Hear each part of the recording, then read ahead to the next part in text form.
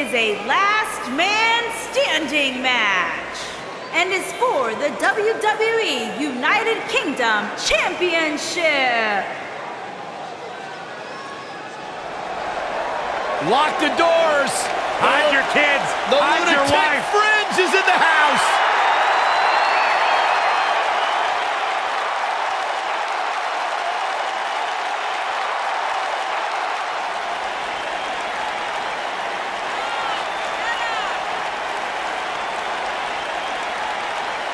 He can be technically savvy. He can brawl with the best.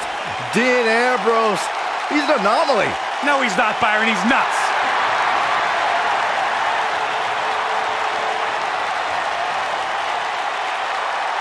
A Grand Slam champion in WWE.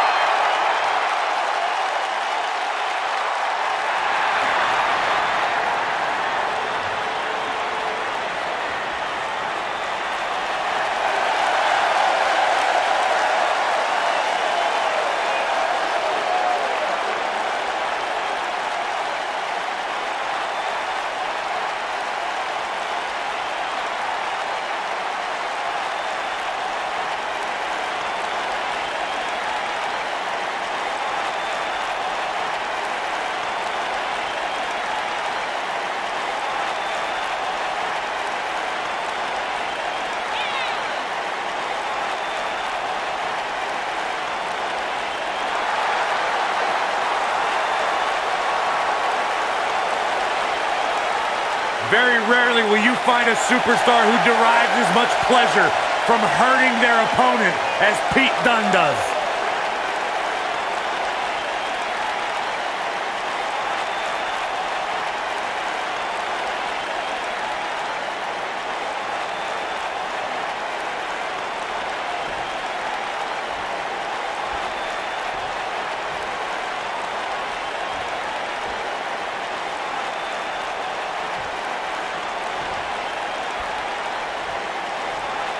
Introducing the challenger from Cincinnati, Ohio, weighing in at 225 pounds, Dean Ambrose.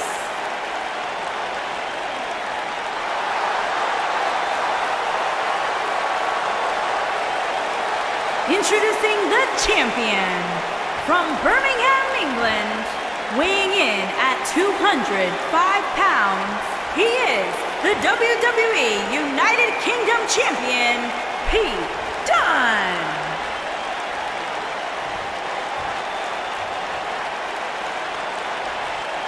Plant your butts in those seats and get ready.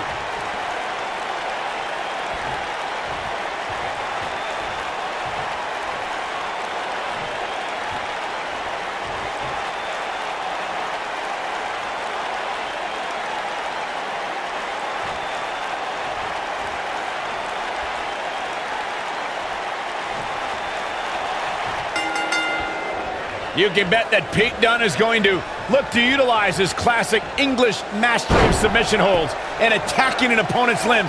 Dunne is also notorious for pushing the limits of WWE's rulebook. And I wouldn't at all be surprised if this match stole the show here tonight. If Pete Dunne is one thing, it's tenacious. The Bruiserweight's natural instinct is to always attack his opponent. The assaults that follow are devastating to a superstar's well-being. Forget about winning or losing the match. And Pete Dunne's finisher is appropriately named, Saxton. When a superstar gets dropped with the bitter end, they are not getting up. Guys, we've seen some pretty creative finishes to last man standing matches over the years, and perhaps one of the most creative took place at Extreme Rules 2010 when John Cena duct taped Batista's legs together. Beautiful technique.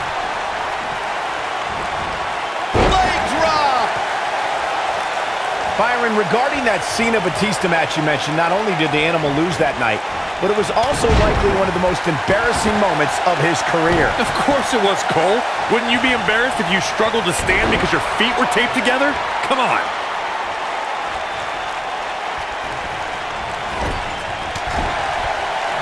Clubbing blow to the back. Oh, man, what a strike. You know, I'd say matches like this really drive superstars to take risks they normally wouldn't take. An example that immediately comes to mind would be Shane McMahon's actions in Unforgiven in 2003. He's not going to like this. He'd be wise to stay right there. Look at this. Ambrose starting to struggle now. He may have to start reevaluating his game plan. To elaborate more than that Unforgiven 2003 match Corey was talking about, that night we saw Shane leap off the top rope of the Unforgiven set down toward his opponent Kane. And unfortunately for Shane, however, Kane moved at the last moment, and it was all academic from there. The referee could have counted to 100. Shane was not getting up. No luck against Dunne there. Too quick. Guys, one of my favorite matches from the In Your House era would have to be December 1996 Armageddon Rules match between the Executioner and the Undertaker, which many say was a precursor to today's Last Man Standing match.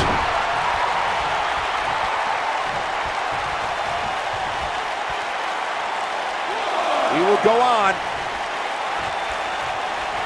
As Byron was saying, Armageddon... Leg is hooked. Here we go. Oh boy, he is rolling. And that was only a one. Gonna take more to get out of the Ambrose asylum. Yeah, a lot more.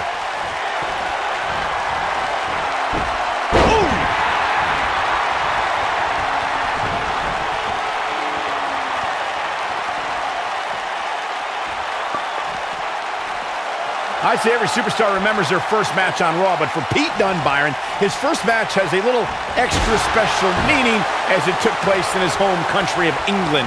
Well, not only that, Michael, but Pete Dunne also walked away from that match with a decisive victory over the WWE Cruiserweight Champion at the time. Pretty impressive, if you ask me. You gotta believe this one's over. We already established that Pete Dunne was successful in his first Raw match, but to me, the biggest takeaway from that was that the 23-year-old didn't exhibit an ounce of nervousness in front of a sellout crowd of nearly 15,000 in his home country on a big show like Monday Night Raw. That's because Dunne oozes confidence. He was dominant that night because he knows it's just a matter of time before he'll be back on Raw. And in the main event, most likely.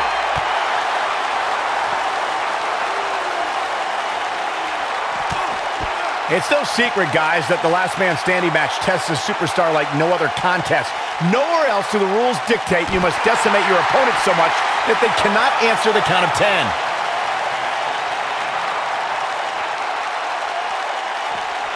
And it's Dean Ambrose able to break free.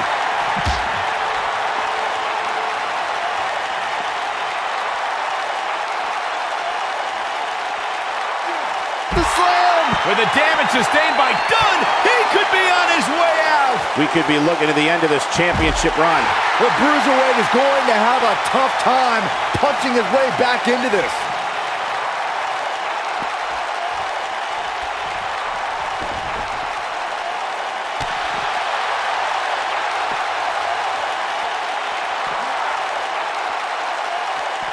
Ooh, what impact!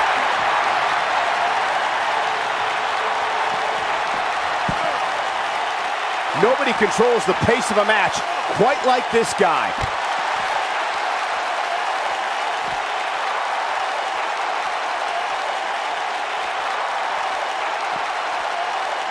Pile driver! Spiked him. And this match is going to continue. Oh boy, he is rolling. Leg is hooked. Here we go. Perfect plex. That's what he was looking for, Michael.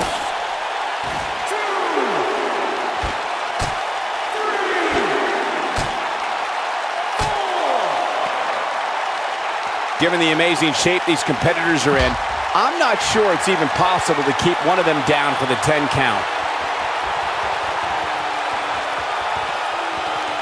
Ambrose.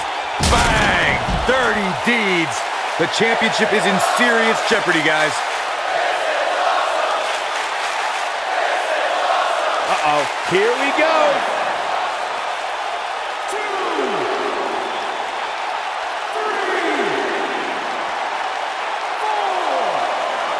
The referee is watching this one very closely. At any moment, he'll have to call this match if one of these combatants can't get up. 7, 8,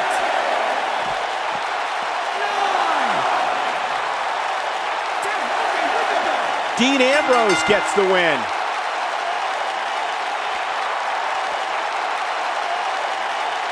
Let's take another look at what made that last man standing match so memorable. This match wasn't exactly a barn burner, but we can't expect every superstar to be on their A game every time, I guess. I know the match was solidly entertaining, but I really hope these guys would take it to the next level. Regardless, nobody's asking for their money back. Here's your winner and the new WWE United Kingdom Champion, Dean Ambrose. That'll do it, and it's Dean Ambrose ending the night with his hand raised. A much-deserved victory. But Bruiserweight Pete Dunne always has more than